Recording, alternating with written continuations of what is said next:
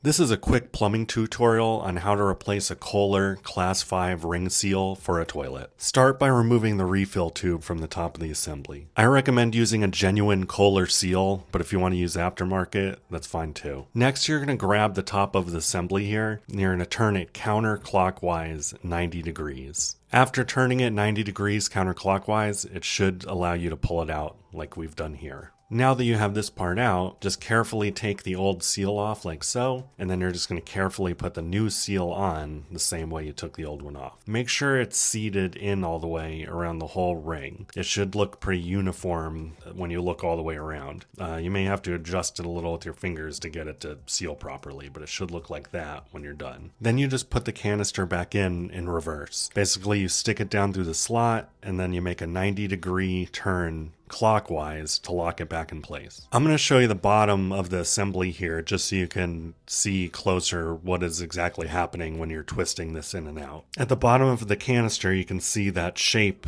hole that's in the center of it. And then if we look at the bottom of the tower here, you see it has a shape that matches that. And that's basically what you're turning 90 degrees clockwise and counterclockwise to lock it in and unlock it. But after you make that quarter clockwise turn, just put the refill tube back on the top of the assembly and you're pretty much done. Fill up the toilet, test it out, and see what happens. But that's how you install a Kohler Class 5 seal. Now you can tell all your friends that you did your own plumbing repair and you didn't have to call a plumber. Booyah. We appreciate you watching. If you're on any of the social media platforms, we're pretty much on all of them. So definitely follow us there and just keep in touch with us, see what we're doing. And feel free to leave a comment, questions, joke, whatever you want in the comments. We love seeing them. But yeah, thanks again for watching. If you're not subscribed, please subscribe because we try to post helpful videos like this all the time. Thanks again. I'm Gary, out.